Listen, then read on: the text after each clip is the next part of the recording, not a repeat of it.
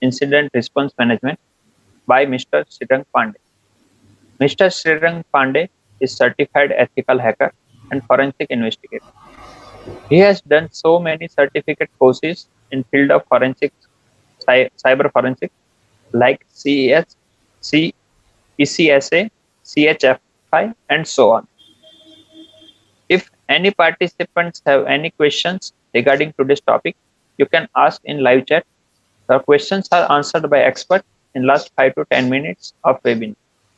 Now, without taking much time, I would like to invite Mr. Shrirang Pande to share his experience and knowledge of cyber forensics. Shrirang, please. Hello everyone, my name is Srirang Pande. I am a certified ethical hacker and cyber forensic investigator. I have been associated with 2-3 companies for investigating. I have done my internship in Cyber Police Nagpur for 3 months and the experience was very good. In now today's life, the cyber forensic investigation plays a very important role. As we know, the cybersecurity field is now growing in a it is going vast because the cyber crimes are happening day to day are very much. We come across every day, according to my knowledge, minimum 5,000 cyber crimes are happening in India and they are getting registered. The exact number is not outrage, but the cases which are being reported on daily basis are 5,500. So there is a much need of cyber forensics and awareness on cybersecurity.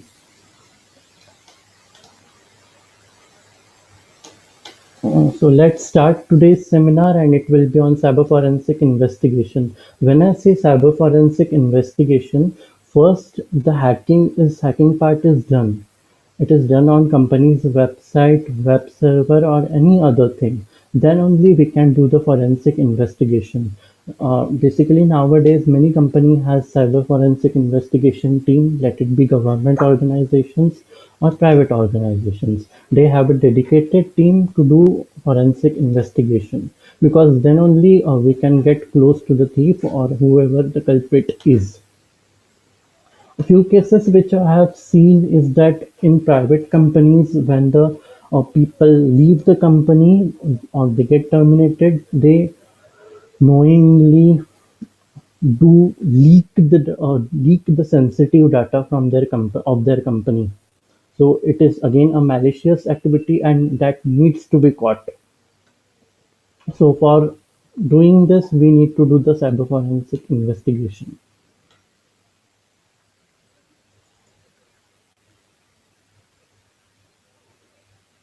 Digital forensics. Digital forensics means only cyber forensics. Now, there is a difference between cybersecurity and cyber forensics.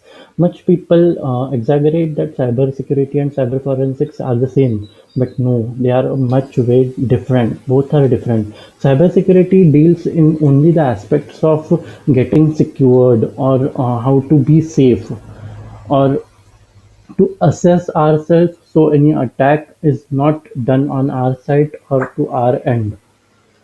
And cyber forensic means investigating. It deals in finding vulnerabilities, patching those loopholes and might be present in website. Digital forensic is knowing how they got in and understanding of their cause after the fact. Means once our site or we are attacked, then we have to find the culprit. So for that, cyber forensics is done.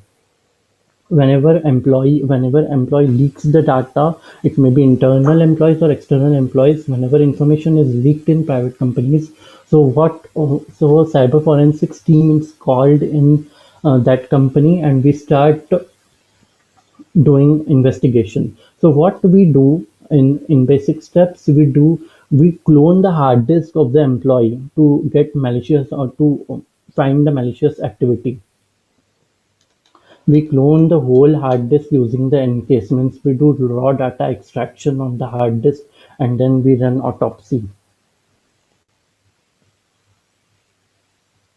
Cyber forensics basic activities include digital forensics entails the following steps: identification, preservation, analysis, documentation, presentation. Whenever a crime happens in general term, there is a first responder, which we called in India Panchanama. The police do Panchanama on the site. Similarly, a first responder who is in forensic team gets to the place where the incident has happened or the hacking has happened. He seizes all the digital equipments. Example or uses of cyber forensics in recent time, commercial organizations have used digital forensics in a following type of cases: intellectual property theft, industrial espionage. Now, this espionage is a big concern in India, as I could sense it, because the spywares are actively engaged all over India, and all the data theft is basically 70% of data theft is due to spywares. These are the high-end software which can take our data on periodically basis.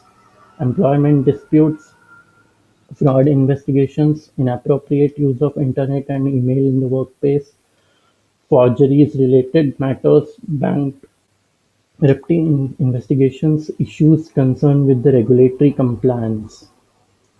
An objective of computer forensics. Why cyber forensics is needed? Because eventually we should know, leave the part of catching the culprit. That is not very much important, because many people are not, they will think that why to go in court and why to have proceedings in court, and we should not do that and live that it has happened and it has happened. But to make sure that next time we are not hacked, so a forensic investigation is done. In this, the loopholes are traced and we are made secure on our own side. Objective of computer forensics. The main goal of computer forensics expert is not only to find the criminal but also to find out the evidence and preservation of the evidence in a manner that leads to legal action of the criminal. When we can go to court, only and only when we can go to court, when we have some evidences against the suspect. Now, this is very important to collect the evidences. This is what we forensic guy do.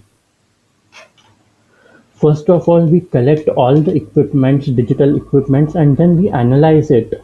We analyze it. Suppose a crime has happened and we need to investigate the cell phone of the suspect. Then it may be it is a big possibility that he has enabled all pattern locks and his files and folders are protected by any encryption, say AES 256 or a 64-bit encoding. Then we have to decrypt it. So this becomes a challenge, and this is the job of forensic guys. Many times the private company log the PDF documents, so it is not viewable to everybody. When there are two shifts in private company, morning shift and a night shift, the data of morning shift people should not be viewed by the people in the night shift because their roles are different. So in this case, their PDF and documents are locked.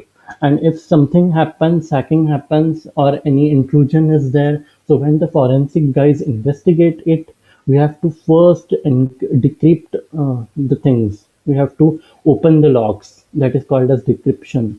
For that, we use many tools. But only the knowledge of tools is not sufficient in cyber forensics. Many people suppose that it is forensics is only the game of using tools, and by using tools we would solve the cases. But no, it's not like that, because tool is available for sure, but how to run it is a big challenge. You have to first get the knowledge of networking, like CCNA, complete networking, its protocols, its IP address, how it works and how the protocols work, and for which tool, what command has to be used, that we have to know. So we have to learn based from basic networking to become a cyber forensic investigator.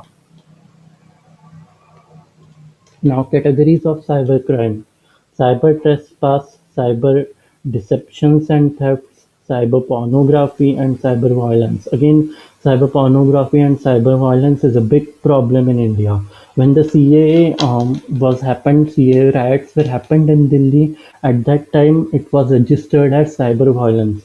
because nowadays everybody sends the violence message, and only on chats and calls the whole propaganda was made. So to stop it, we have to improve our infrastructure. Why this regularly happens in India? Because we are not that much aware, or we do not have that much of infrastructure. In foreign countries nowadays, they are building firewall in communities also. So they keep tracing the activities, and no such activities has happened. In Singapore, in every city, they have the city only has their state firewall. It is called a state firewalls only, where they keep tracing people activity in 15 days or 20 days. So there is no question of violence taking place and wrong messages are spread, or community violence is spread in the public. So that in India we should learn. We should learn it rigorously from the foreign countries which are now developed. I think that it will also take place in India in 5 to 10 years, because we have to adapt, because there is no other source to do that. So we should also adapt these things. Now, chain of custody. The first investigator who seized all the electronic devices and equipments will preserve it in Faraday's bag and authenticate it. Now, whenever a crime happens and we have to seize all the electronic equipment, suppose now I have a lab of 20 computers and hacking is done in my company, then I would call the police or the concerned organization. They would come, and they would first, what they will do, they will seize my all electronic equipment for analysis part, and just store it in Faraday's bag, so that anybody can, or nowadays in CIA and other things, they store it in lockers, so that any unauthorized person do not have access to it. The chain of custody in digital cyber forensic is also known as the paper trail or forensic link.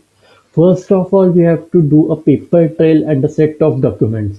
We have to take the permissions from the concerned organization which is giving us the job to do the forensic investigation.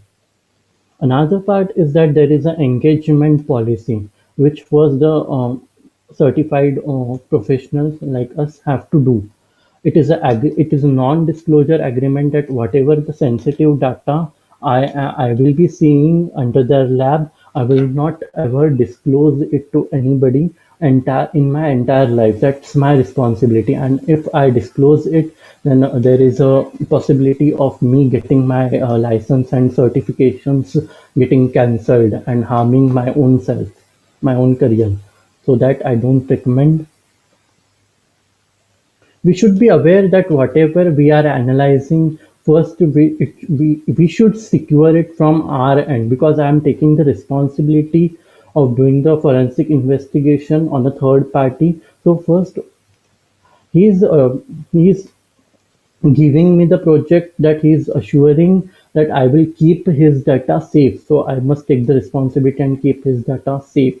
Now, different types in cyber forensics are disk forensics, network forensics, database forensics, mobile forensics, memory forensics, email forensics, and malware forensics. In this network forensics, disk forensics, malware forensics is the easy part. It can be done in few days, like 15 days or 20 days, depending on tools and how much the data I have to analyze.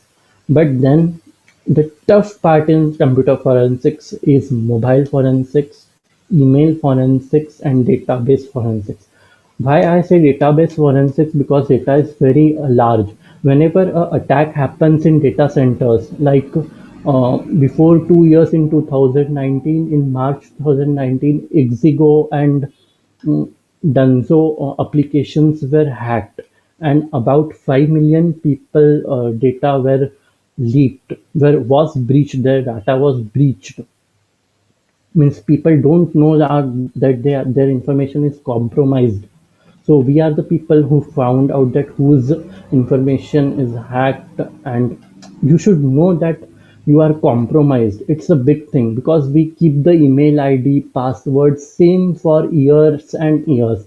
We don't change them. But if we are compromised in such an attack, because nowadays Exigo we all use for booking flights and train tickets and any other tickets. So if its data is hacked, there is a 90% possibility that users' data is also at stake of getting compromised. And if our sensitive data is compromised, anybody could attack on our bank site.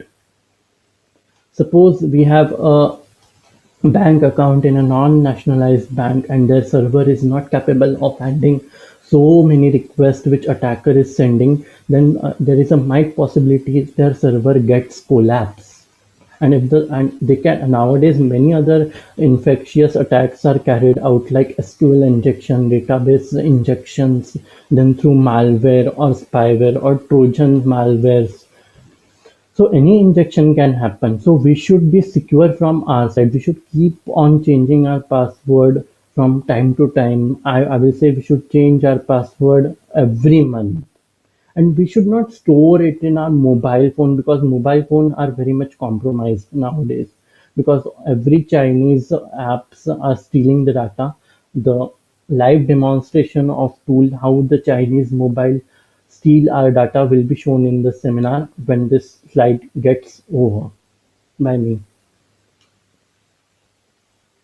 Then goals in cyber forensic investigation. So I recommend that you should use password saving engines like OP managers and other softwares which are paid. We shouldn't use free softwares for saving our passwords because they are not guaranteed. One password saver that came from Sybase, I don't know its name exactly now, I'm not remembering it. But you should use those engines which store your password because they encrypt whole data. And even if their web server or their data center is hacked, they 100% assure that our data would not be decrypted on their end. If even if there are chances of getting hacked is there, but the data which are sensitive data cannot be decrypted because they are on high standards of maintaining encryptions.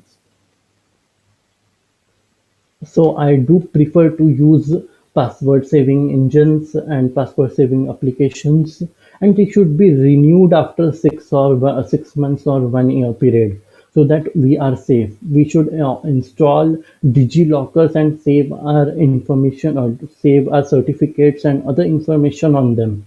We should not kept it in public. Now, major goals in forensic investigations are to ensure that all applicable logs and evidence are preserved. Whenever I talk in forensic investigation, the main concept is of securing the logs because logs is everything in computer. A computer is nothing but logs. Even if I say like this, it is not wrong. Because what is computer? It's a software. But whatever minute to minute thing which we are performing in our computer is registered in this computer in form of log. So whenever I do a forensic investigation, suppose I have to, suppose attack is done on my computer before 5 days. When I register my complaint and some investigation is done, they would first go 5 days back and take and will start from, and the forensic team would start that on which time my computer was getting on and how many times it was restart and what was the exact time and what was there any changes made, how was the application viewer, which applications were running in the background. These all details are analyzed by a forensic team to discover why intruder has chosen the target machine. Yes, intruder is a very you all I think that many of us have watched Uri movie. The terrorists, who are the terrorists? They are the intruders because they try to get access into our territory. Now, this my system is my territory. It's none business of any other person. I manage my own data in my computer, so I need to make it safe. So I should prevent intruders here to gather as much evidence as of the intrusion as possible to maintain information that may narrow the list of suspects, to document the damage caused by the intruder, to gather enough information to decide if law enforcement should be involved. If we have to punish the culprit, then we have to move to courts. It will be any court, Supreme Court, High Court, or district level court. They would then the hearings would proceed, and we have to present the facts and the enforcement in present in front of the court. We have to present our case and justify that he really has done the crime, then only the court will punish him. So for that, the facts should be collected. Steps in forensic investigation. The following are the steps involved in investigating internet crime. Obtain a search warrant and seize the victim's equipment. Interview the victim. Prepare the bitstream copies. Now, the bitstream copies means whenever, if suppose I clone a employee hard disk for knowing the malicious activity, then I would do a raw data investigation on tools like FTK or NCase. These are highly high-end tools, and NCase cost up to 7 or 10 lakhs. Its paid version cost up to 7 lakh, which can take data from at least 50 computers at a time. So raw data investigation will be performed. Then email crime. Much of the people are getting under email crime, because whenever if I send a malicious email and I attach a spyware, and if people open them, then there is 90% a possibility of infections getting inside our computer. They run in background, like keylogger is an application which registers the keystrokes. Suppose if keylogger installed in my computer, and I am doing some bank transactions on my own system, then there is a possibility that keylogger gets activate. Keylogger is active throughout 30 days. Means whatever span it has come with.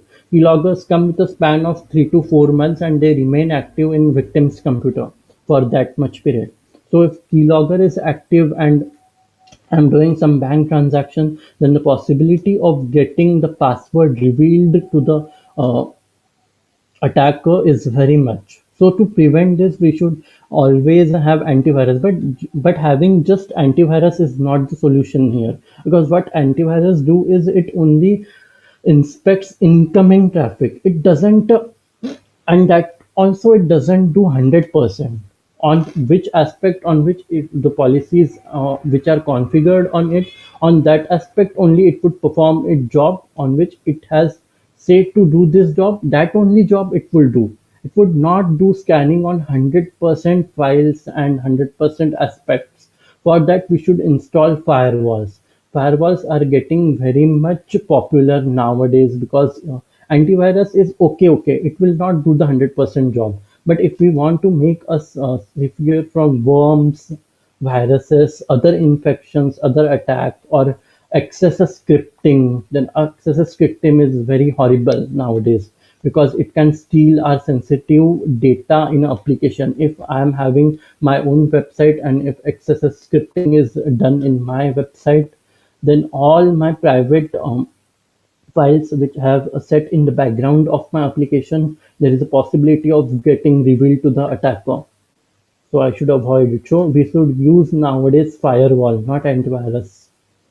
Antivirus will be outdated in few years, like 8 to 10 or 15 years, it will be outdated, and everybody will be compulsorily using firewalls.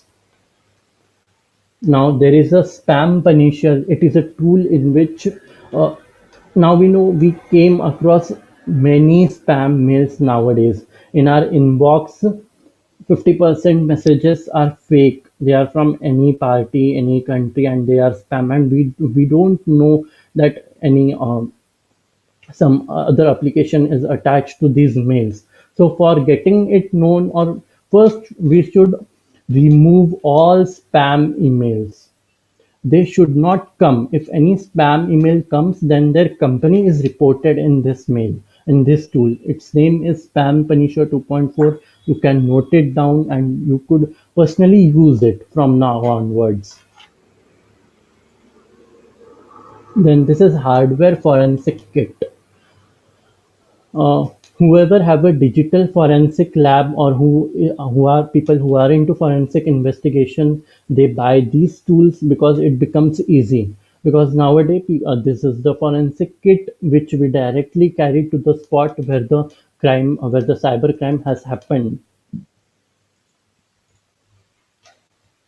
We also do the hash calculation nowadays when the hard disk, when hard disk or the mobile phone or the data or the SD card, all information, it is first done hash calculation, because when I store and suppose somebody edits or copies or alterate the data, so to stop the alteration of the gathered data, first we should use hashing. We should calculate the hash and make a document and a presentation of that hashed values and store it. And because hashed values need to be presented in front of the court when the hearing is done and when we have to punish the culprit, because court will ask that whether this hashing algorithms or hashed value is altered or not. To check this is done. Then investigating corporate espionage. Corporate espionage means the spywares, worms, and malwares and rootkits. Rootkits are very horrible because they are not visible in antivirus, sometimes not in firewall. A firewall also we need to get it configured with all policies. Configuring it in all policies is not possible from everybody's end, so a professional should be called and should get it configured that if my company is dealing in everyday exchanging data to my other offices in other cities. Suppose I have office in Mumbai and Pune, and everyday communication is going on through both the offices, and so there is a much possibility of man in the middle attack getting happened in this situation. So to prevent a man in the middle activity, my firewall should be capable and policies should be installed to prevent the man in the middle attack. Those protocols and those policies which would prevent it from getting man in the middle attack should be installed and should be applicable to my firewall. That we should take precaution of. That is very, very, very important. Then tools to attackers out of critical systems observe their attack methods. Then honey token, a file that administrator places on a server that server no other purpose is than to attract attention of an attacker. So here in this, suppose I have sent my person to a company and he's getting a job, but he's my person and I'm an attacker. He's getting their job to do hacking. Hence he will be just on the payroll of company. Company will think that he's my employee, but he is a dual employee. He's working from me also and for other and for attacker also. What he will do would do that he would install a honey token on the server, so that there is no chance of, means he will bypass the firewall and server and he will directly send the crucial information to the attacker. Then, to safeguard from corporate espionage, we should perform monitoring, perform profiling, analyze signatures. These analyze signatures means we should, every time when we visit a site, we should first authenticate its digital signatures. It is very important. We can go to, suppose I have to upload my resume on, say, monster.com on any other job offering website. I should first check its digital signature. I should tally it with Google, and I should do a research of say 10 or 15 minutes that what's its original digital signature, and I should copy and I should check it, because verifying this is very important. Otherwise we would get attacked by a phishing fraud. Two common known forensic investigation tools: EnCase, Mailexaminer, FTK, Rega, Bulk Extractor, Autopsy. Now, Autopsy is a tool in which, suppose I am doing a raw data extraction on any hard disk or any server, then what, how to found out the malicious activity will be done in this autopsy tool. In this autopsy tool, I have to give keywords, and that key and when I enter some keywords, Suppose it is done on my computer, then my name is Shrirang Pande and my files will be of Shrirang Pande. So first of all, I will type Shrirang in these keywords of autopsy and it will generate results of Shrirang only. Many times I save a photo by name Shrirang photo or Shrirang photo 1. So all these results would come in autopsy. USB write blocker. Many times it happens that whenever we plug in our USB in cafes or anything, we should block the read, write, and other permissions. We should only give the permission of only viewing the files. The permissions of getting altered or modify or other access permissions should be blocked. So that is possible. And this bin walk again is a binary walk tool in which binary values will be calculated and analyzed. In India, the main problem the police organizations and other organizations that are facing is of IP tracing. Because for IP tracing, only the softwares and application firewalls and some hardware equipments are not sufficient. We should have a whole infrastructure depending from every each and tool. The tools are varying depending on the condition of the attack. So we should build our infrastructure thoroughly. Thank you. So this was all about cyber forensic investigation. Now I will demonstrate a live tool which would in which you people would be knowing that how Chinese company or Chinese application steal the data from the applications which we are using. You would get to know it in this live tool.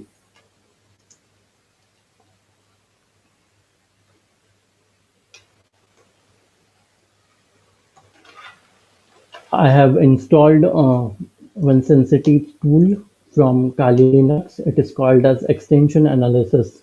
What generally happens when we use a website frequently, or suppose I am using Facebook frequently, or any Google Chrome extension or Firefox extension, whichever browser I would be using, let it be Chrome, let it be Firefox, or let it be a Safari Tor browser. Then in that extensions are saved.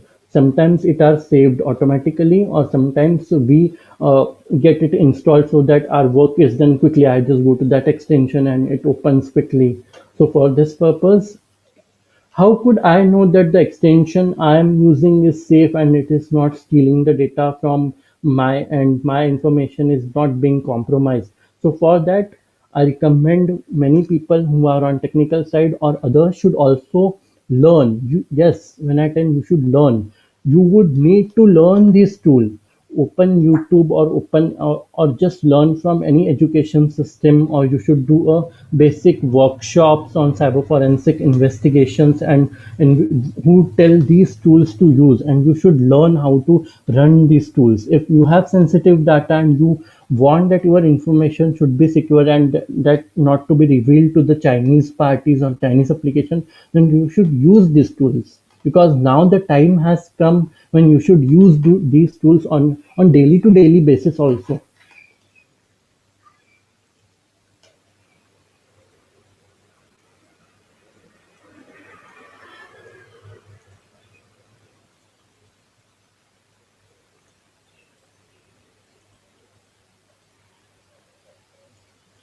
Now what I am doing, I have a extension named one click video downloader. It's a Chinese application. It may be registered in any other company, but the parent company is Chinese only. So I don't trust that application, and I will show why I don't trust this application.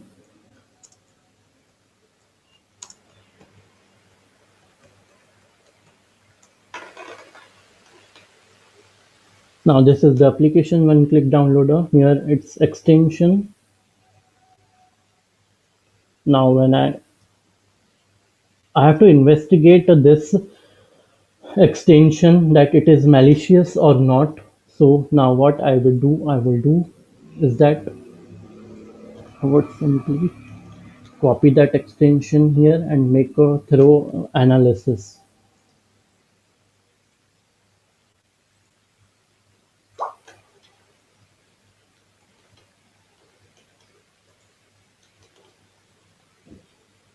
Okay. Google 1 second.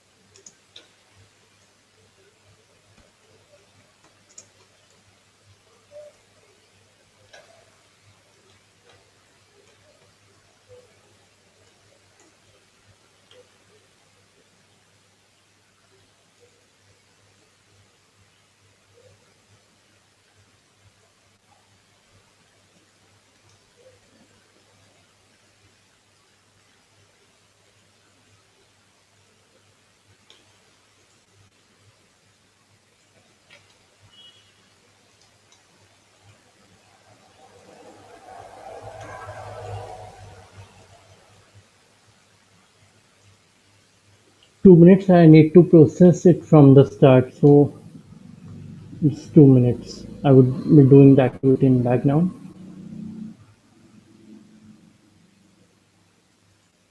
So 2 minutes.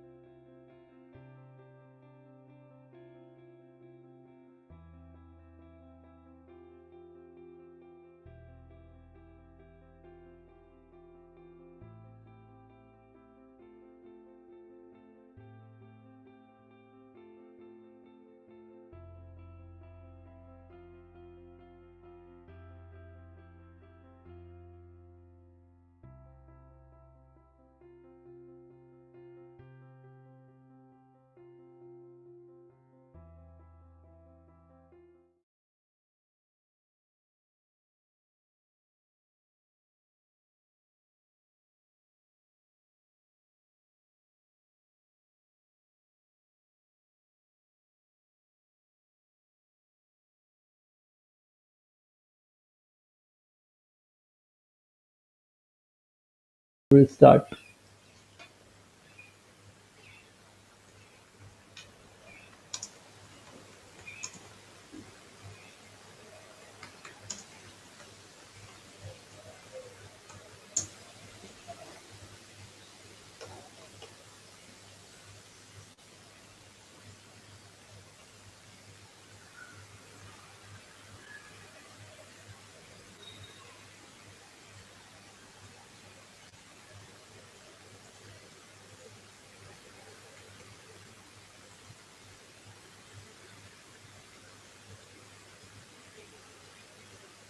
Yes, now it is success. The extension can be analyzed. So I'm a bit happy now.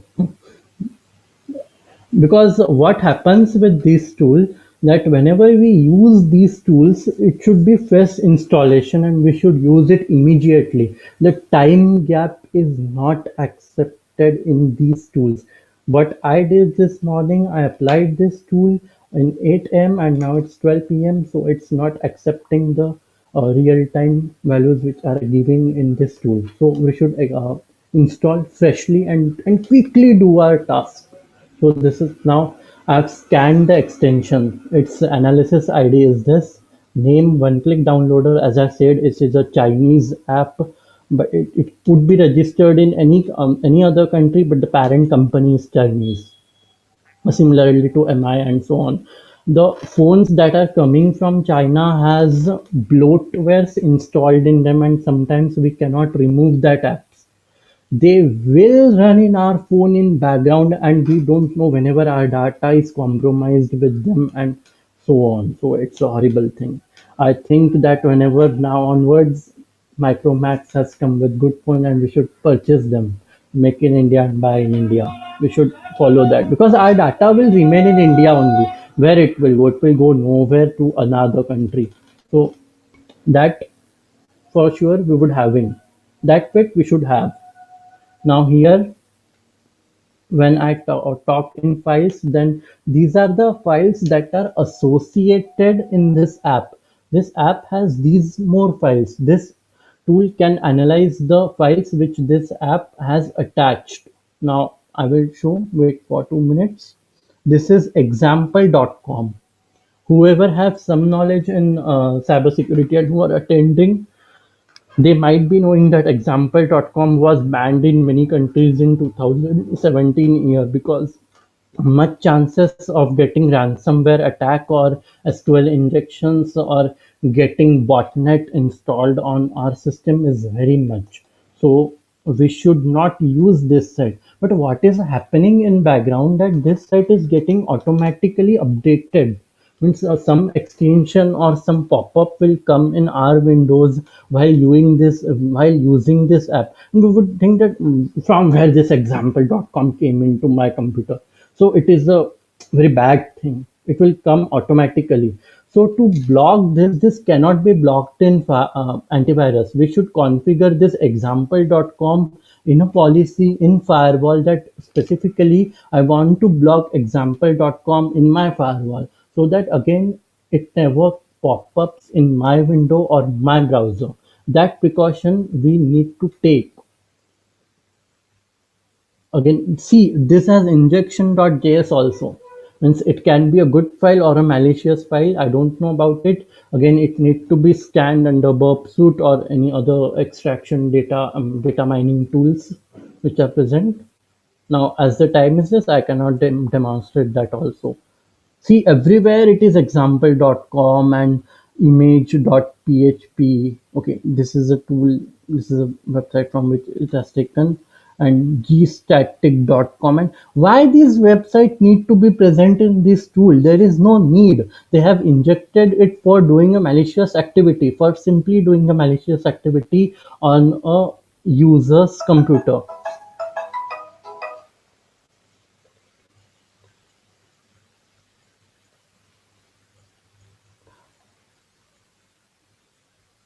Another, this is a script injected. I may tell you that whenever who are familiar with cybersecurity will be knowing about DOS attacks, denial of service.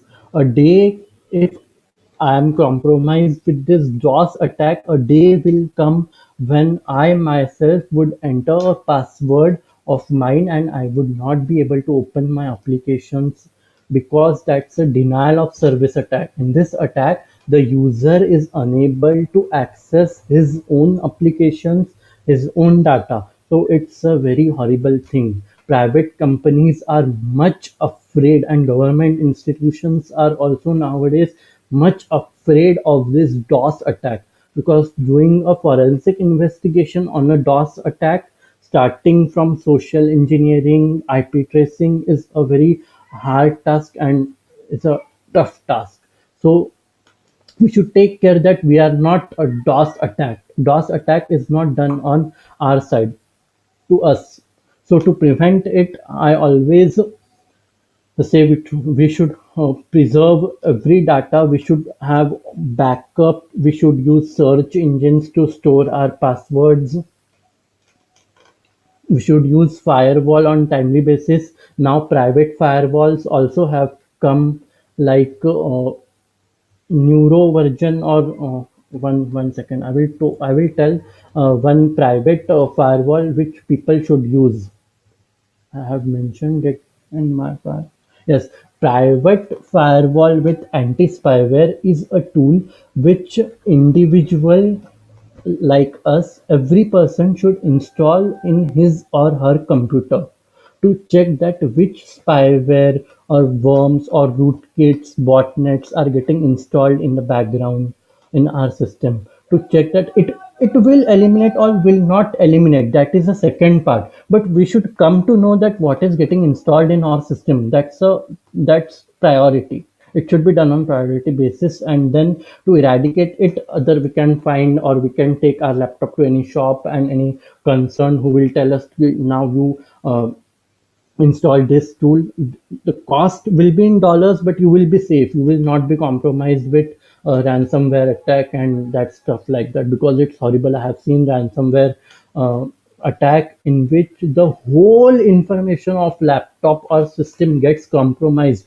User can't access any file because file gets spoofed or with any other extension.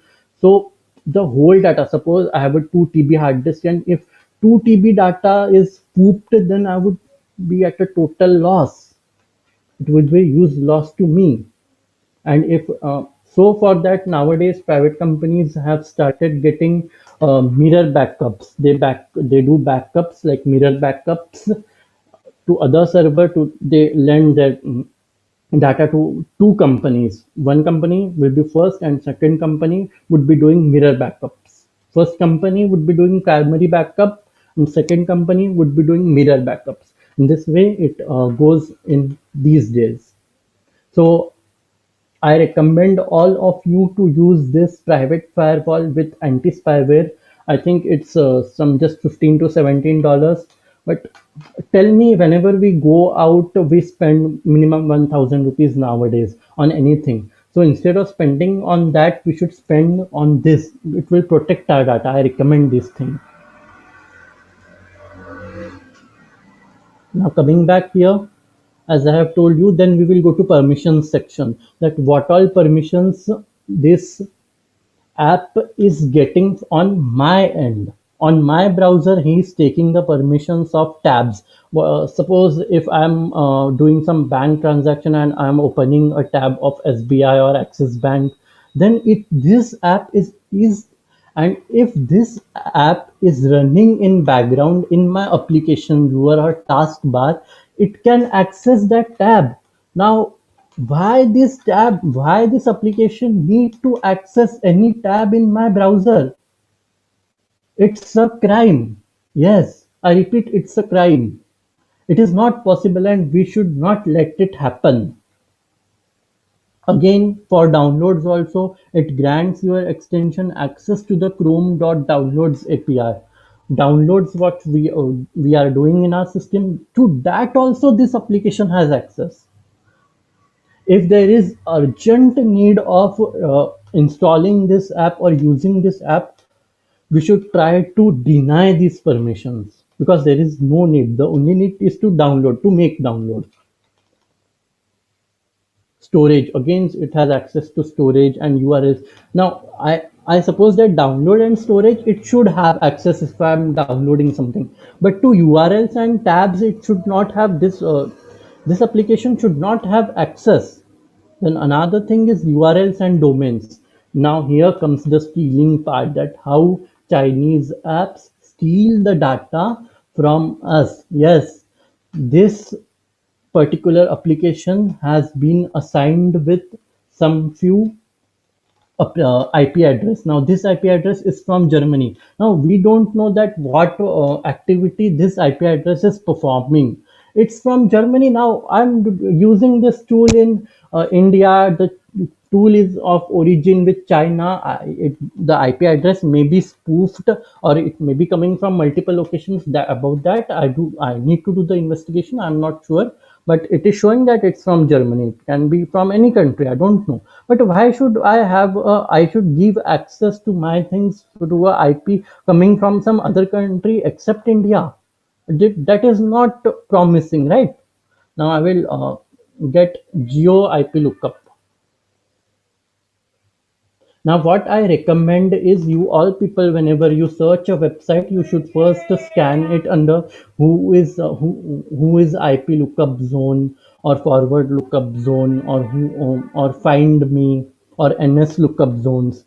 What these websites use, what website we want to use, it scans it and gives that this IP is from that country, and it has IP version 4 or IP version 6 activity 6 IP address.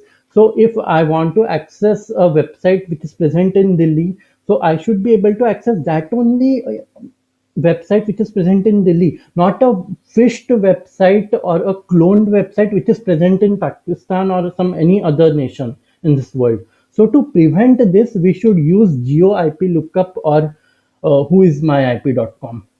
It gives a report like this. Now here everything is mentioned, and I can trust this because these are trustable.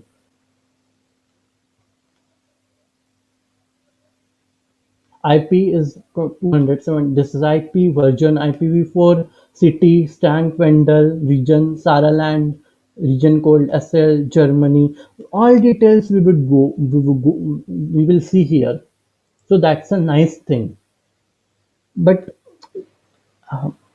you should understand this, all my data is getting compromised in some other nation other than India. So this is a horrible thing. I don't trust this. So I would definitely remove one click download and would never use it again. Not this only, any Chinese application should not be installed. All those cleaners which clean our phone and our systems are should not be used because they work in similar manner. Now here, again here, extracted URLs from file. Now why these URLs should be active in this application? There is no need.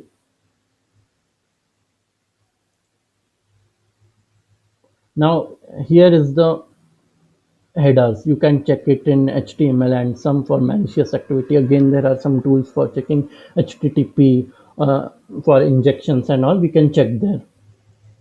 But as we are running out of time, so I cannot demonstrate it now. And again, gathered intels, it will show that extracted IP address, no IPv4 or no IPv6 address found. So that's a good thing, that it is not extracting my IP address.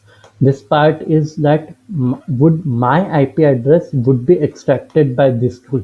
So this is a good part, that it is not extracting my IP address. Or many people in foreign countries nowadays, or much people are having Bitcoin. So data mining and Bitcoin mining is not going behind or in backside of the application. This is also a good thing, that it is not doing Bitcoin mining.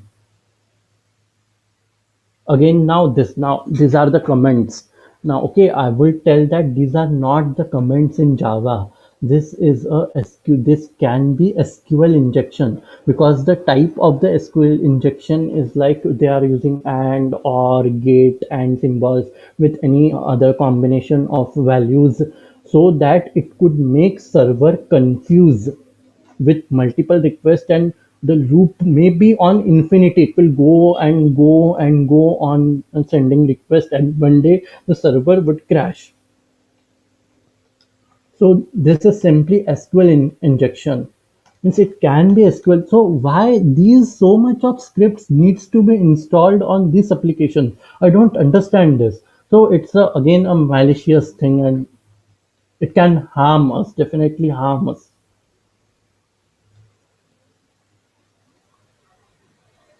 So I recommend you people to use, and also if we are using application, or somebody in our family has developed some application, then we should go on using Nmap or Zenmap and check for closed ports and open ports. Many times what happens, the basic hacking is done through open ports. If I have some open ports, I have to let be, because otherwise the communication on FTP or exchanging information is not possible without open ports.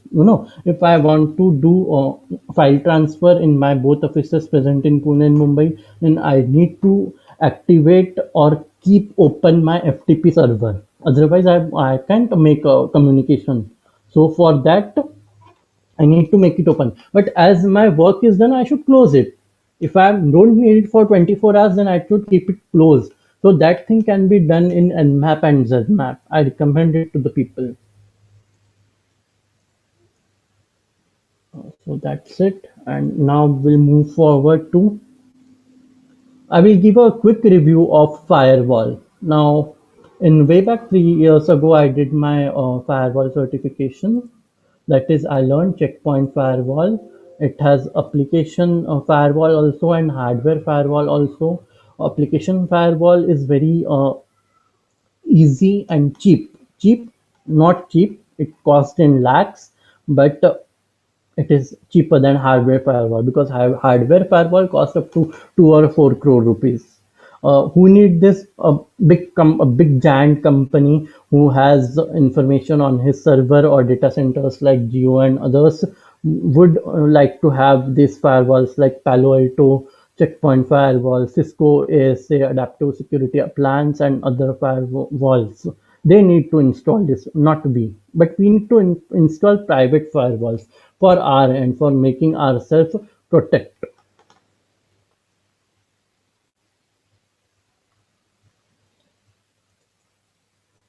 Now the attack has happened, and everything is done, and then I want to do incident response management comes, where the attack has happened, the forensic guys are doing their job, and side by side we have to do response management also. That first of all, when the response team, there is a response handling team. When the attack has happened, then we have to start with response handling management. That is how much the loss is, and how the activities went from the first day to the last day. All that reporting and doing the metadata out of it, that is done by response handling team. They would first they would first investigate and apply some tools by which the loss can be minimized. Whenever an attack happens, the loss is huge, but to minimize the loss, it's responsibility of incident handler team to protect personnel, efficiently use the resources, deal with legal issues. Now, dealing with legal issues comes to both sides. With forensic guys, they can also do this, and incident handlers can also do this. Providing reports and useful recommendations, yes. Now making the reports by using tools or by their own, uh, whenever, now I have to make a report of incident, that what incident has happened. So I would open a GANTT project. It's a project tool. The people in IT will be familiar with the tool, with this tool. And in this tool, what we do, we take a outline of the project, that what attack has done this at this time, that attack was done, and it continued for 10 days, likewise. So when I would present my case in front of a court, I would do this. So deal with legal issues, providing reports and useful recommendations, examining trace the guilty. Now here the CERT comes into the picture. CERT is an organization, is a government organization which continuously have their eye on cyber crimes. And whenever now, suppose if an attack happens on my server and the local police, I will register it to local police, and I can also register it to CERT. Register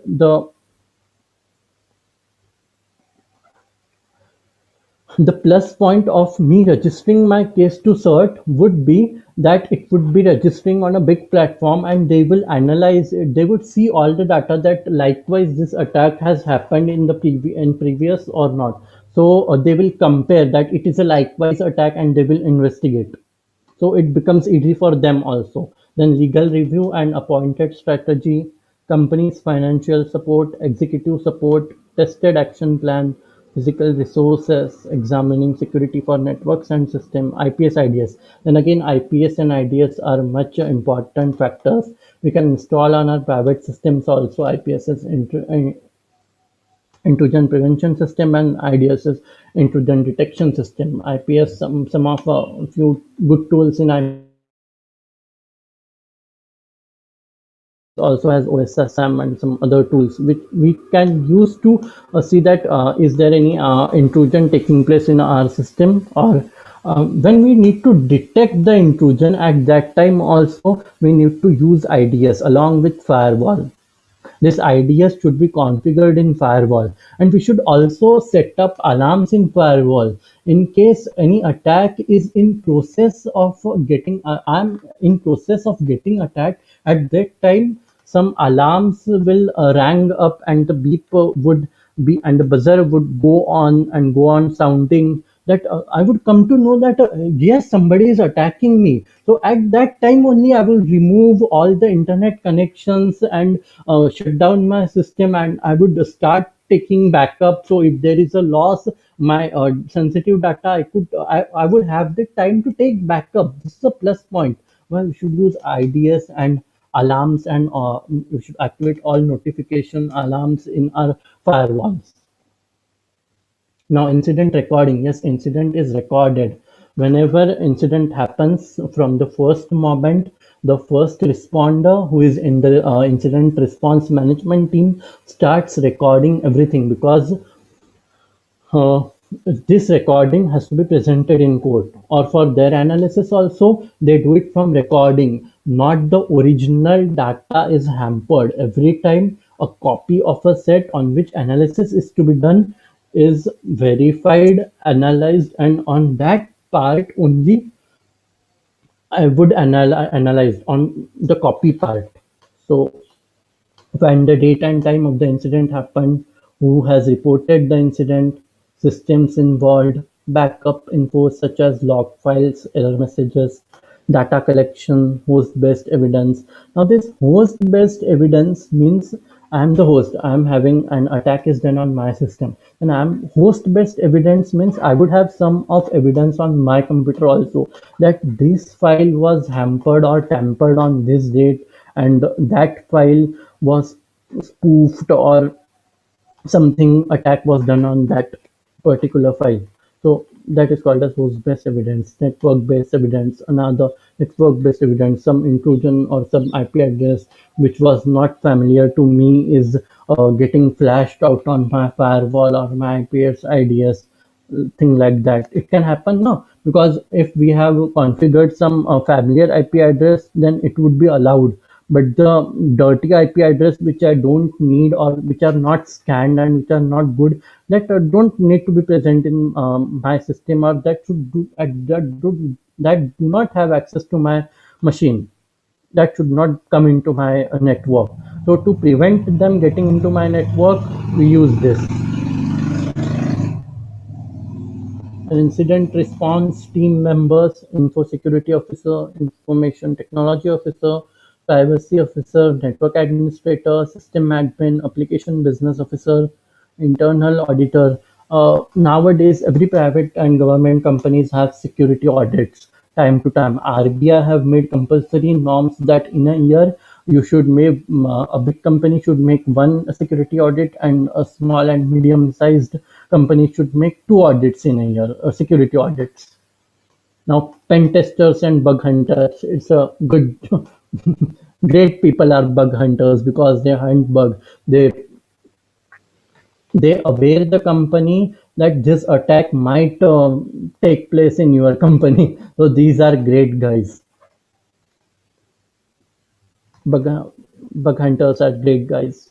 Then tools, request tracker for incident response, helps in incident handling reports, easy. Now, why we should use tools in incident handling? There are few tools like CRAM, RTIR, which enables us to do first steps to report the incident that is done, but to analyze the incident and what its intensity was. When I talk about intensity, the attack may be of high risk, medium risk, low risk. To investigate that, we have to use these tools. And they are easy and clickable metadata lookups, scripted action. Now, many people are not familiar with MongoDB. Now, MongoDB is a much used tool in other countries because it's a scripting tool. The MongoDB scripts can be inserted through Python. Yes, and the scripts are very harmful and malicious. Scripts have no solution up till now because scripts can easily bypass firewall and every other thing. So preventing scripts is a tough job. Then CSIRT, Computer Security Incident Response Team, they keep a logbook, inform the appropriate people, maintain list of contacts, release the proper info, follow up analysis, report and enforcement. Now this is a RT for incident response. Here it will now we have to raise a ticket whenever incident has happened and new unlinked incident reports that are not linked. See, there are some seven someone sent me spam. Now, if someone sent a spam on regular basis, that we don't know that there is some attachment inside it or any other harmful activity or any email bombs are present in that or email floods are there. So we should register it in CERT. So this is the process. Then RPIR, Regimented Potential Incident Handling Examination, used to build first response procedures, designed to acquire commonly requested info for incident handling. Its results are auto-zipped fully. Yes, the results, whatever we are generating, should be zipped. They should not, and they should be logged into 56 AES encryption or some other encryption standards because they should not be because the reports which I have made that should not be in wrong hands. Yes, it should be only accessed by the authorized person.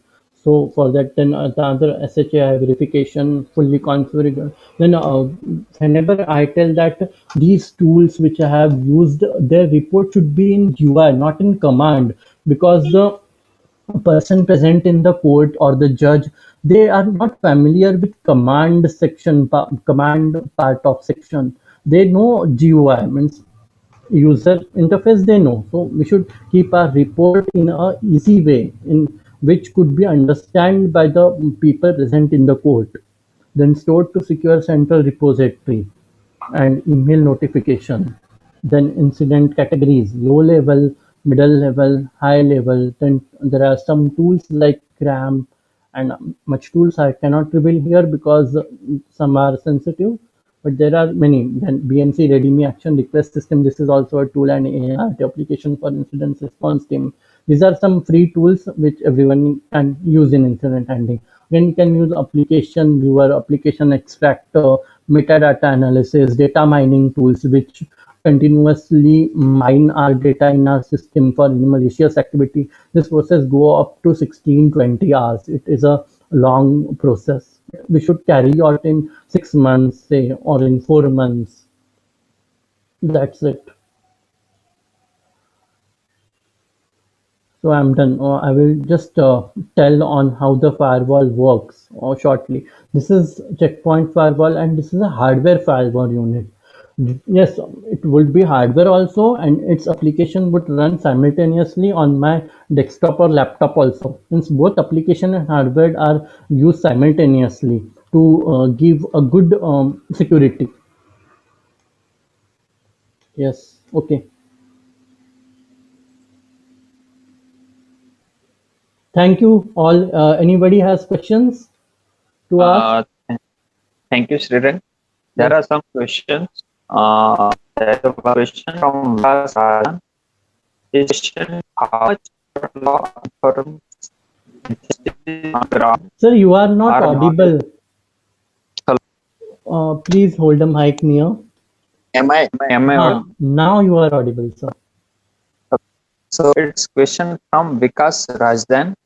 Yes. How much our law enforcement agencies on grounds are knowledgeable to deal with digital evidence and law associated with them? Yes, till up to 2014 and 2015, the people in government organizations were not that much aware.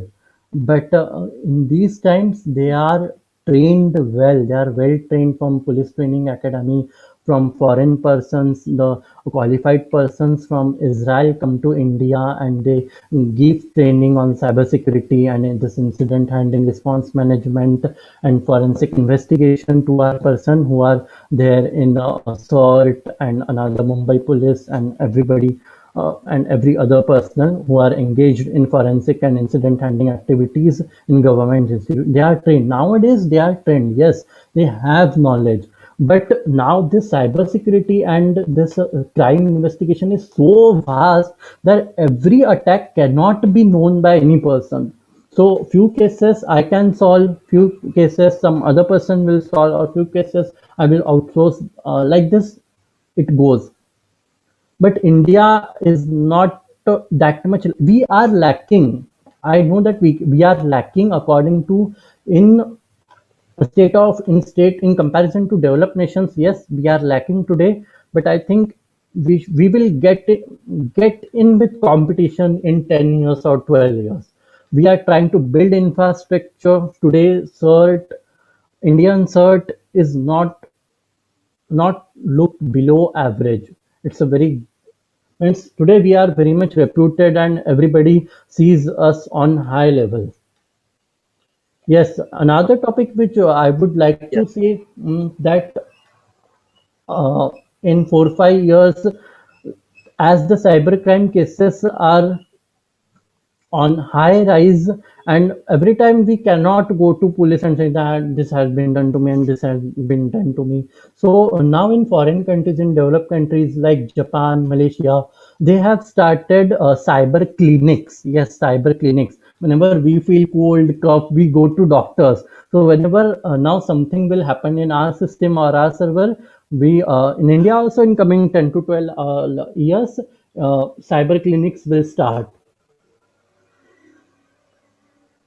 Okay.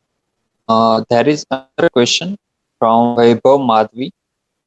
Okay. Is it possible to us to develop a software to collect all data of previous hack data and track the hack IP address? Yes, it is there in cert CB. Whenever I have hacked, I will generate a report and would send it as a reference copy to the cert. Cert has many copies. Even I have solved hacking cases. So it is there, but not on a huge scale. But we do have them. A previous data for reference means whenever a new case come, first the reference of previous cases are taken, that how I solved that case in previous times and how I will be solving this case. Is both cases similar? So for reference it is taken. Yes, but we can develop a tool, but for developing a tool a person should have a knowledge in Python, then MongoDB scripting, then Unix scripting, then shell scripting. All those languages first we have to know, and then apply suitable commands and develop a tool. Because mainly the tools are developed in countries like Oman, Dubai, and Canada and Israel. Israel is a very advanced country in cybersecurity. People must accept it. They are considered on second, third rank. They may be first also, but Canada, Singapore, Malaysia, they are far much ahead in cybersecurity. attacks taking place in their countries are minimal because they have kept the ratio of cases very minimal because they have um, I have a I had my old friend who was in Singapore, and he told me that every city in Singapore has every city has its security infrastructure of 40-50 crores community infrastructure from where which keeps an eye on every people on their activity. Like I say, in India, violence takes place at very huge scale. Likewise, we that what we say is saw in CA that Delhi riots. The messaging spreads in a short time of span, but this case is not happened in developed nations because they have security infrastructure very well developed in their countries. We would also develop some infrastructure in coming years. That's not a problem. But we are developing. We are in a developing stage, and our government is also friendly. We are working on it every day. Now only Amit Shah sir inaugurated new cyber building in Ahmedabad. So we are also developing, but it will take time. That's good. Uh, there is another question from Yashin Pichlo. How is it helpful in onion and garlic layering? Now, could you please share that question? Actually, I'm not able to see that question. How it is helpful in Yes. onion and garlic layering? In Tor, is Yeah. it We, maybe no? Is it in reference with Tor? No, the IPs which are spoofed in Tor are not traceable. For that, we used to have all configured checkpoints in our firewall. What happens whenever a IP is spoofed, there would be multiple locations, right? Tracing all the locations is not possible. The tools are very costly, like the police use oxygen tools. It costs up to 50-60 lakh rupees. So they can do social engineering from the first step to the last step, and in that also there is a possibility that I could find 2 or 3 spoofed IPs because getting every original IP is very difficult. Yes, but if we are using from a long time and if we are fully configured, then we could catch the original IP. It is possible, yes. It is not possible, it's not like that. It is possible, but not in every case.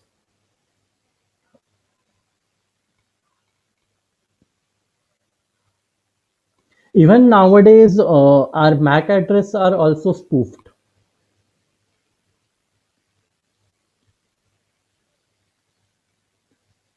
It is said that everything which is present in internet is hackable. So, telling and stating that everything is safe is not appropriate. okay. Sriran, there is one more question from Cyber Mitra. Okay. Which certificate course useful for police department people to learn digital forensic science? CHFI, Certified Investigation for Certified Hacking Forensic Investigator. But doing just a certification course would not go. You should do CHFI, which is EC Council, which is certified from EC Council. And one again thing, just doing certification is not good. You should have thorough knowledge. You should practice all the tools. You should install the lab setup because the lab setup is very vast. Each and every tool you should have knowledge. You should keep yourself updated from all tools, and you should use them in real time scenario, because only knowing the name of the tool is not good, and that is not preferable from mine, because I also know tool name of 300 to 400 tools. I also know, but I have not used 400 tools. I may have used 200 tools. For 200 tools, they are new to me. There are something 36,000 tools existing, so I can't learn 36,000 tools. But yes, whatever important, you should go through the list of the topics, and you should maintain that in this topic, yes, these are the tools and these are tools you should revise it thoroughly. This should be the procedure. Yes, but certification is definitely mandatory. Without it, you would be not able to stand in corporate world or any government organization. Okay. Shrirang, there are so Because many questions coming. because what happens is that whenever I have to take the project, a third party would ask that, are you certified? Here's the certification come in picture. So according to me, you should be certified, but you should have also base knowledge and thorough knowledge on this. Yes. Thank you, Shrirang. There are so many questions from YouTube and Facebook platform, but we have less time. Yes. So I would like to thank very much, Mr. Shrirang, for sharing a very useful and informative knowledge on cyber forensics. As we all know, nowadays everything is on virtual world. The Yes. knowledge you share is very useful for save ourselves in this virtual. Thank you for sharing such a good topic with us. I'd like to Yes. thank Ketan Chauhan for technical support and for India team. Yes. I would Thank like to thank all the participants showing their interest in our webinar series. Thank you. Have a wonderful day ahead. See you all in our next webinar. Thank you. Have Yes, a and good day. if anybody wants to join in workshops and certification course, they can join with us. They can contact Arun Kawad sir and know the dates, upcoming dates, and whatever the course would be. Yes, you should Thank contact you, Arun Kawad Shrirang. sir. Yes, Thank thank you you very all. It was pleasure much. meeting you Thank and you. pleasure sharing my knowledge. Thank you very much. Yes, Thank you. thank you.